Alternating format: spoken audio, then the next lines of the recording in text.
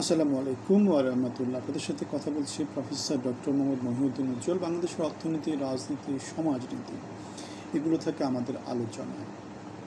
আমরা বেসিক্যালি আমার কথা, আপনার কথা, বাংলাদেশের কথা বলি, যেখানে বাংলাদেশের মঙ্গল আছে।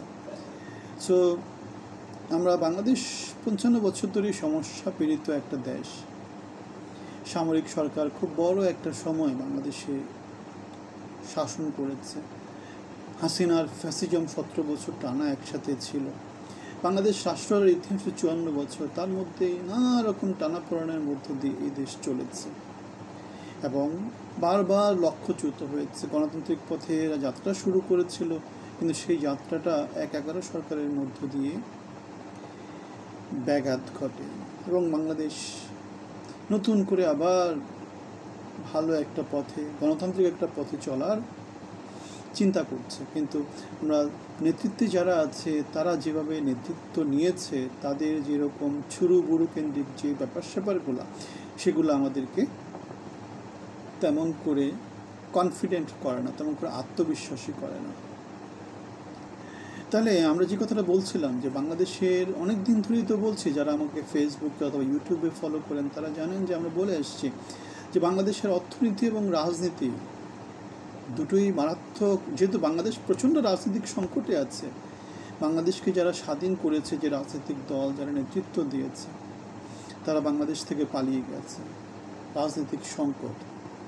বাংলাদেশে যারা সবচেয়ে বড় বিরোধী দল, তারা রাজনীতির বাইরে আছে। রাজনৈতিক সংকট।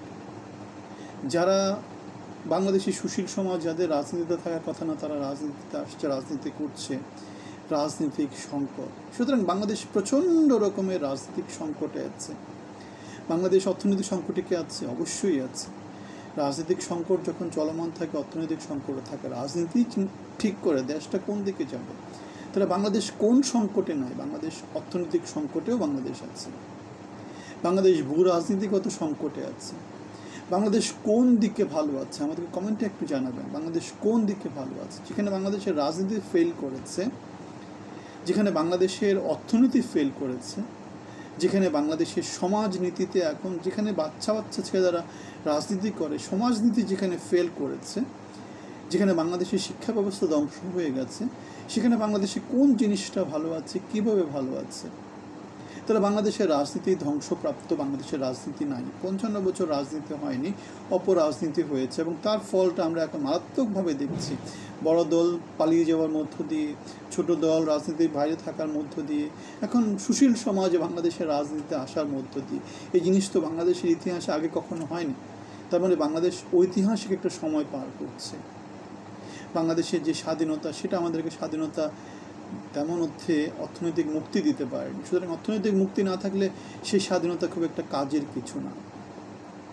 বাংলাদেশের তরুণরা যদি কাজ করার সামর্থ্য না পায়, কাজ করার মতো পরিবেশ না পায়, কাজ করার মতো সুযোগ যদি না পায়, তাহলে কী করবে? এরকম অরাজকতা, এরকম বিরাজনীতিকরণ, এরকম রাজনীতিদের বিরুদ্ধে দাঁড়ানো এরকম অহরহ হতে থাকবে।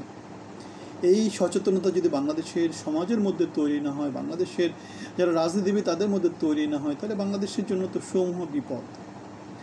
আমরা একটা ব্যানারের কথা বলি, যেটা বাংলাদেশের অর্থনীতি, রাজনীতি, সমাজনীতি এগুলো নিয়ে কথা বলি। আমরা জুলাই অভ্যুত্থানে ছিলাম, আমরা কোটা বিরোধী আন্দোলনে ছিলাম, আমরা বিএনপি 17 বছরে গণতান্ত্রিক আন্দোলনে ছিলাম, আমরা 5 বছর আগে চাকরি হারিয়েছিলাম হাসিনার বিরুদ্ধে কথা বলতে গিয়ে বাংলাদেশের জন্য।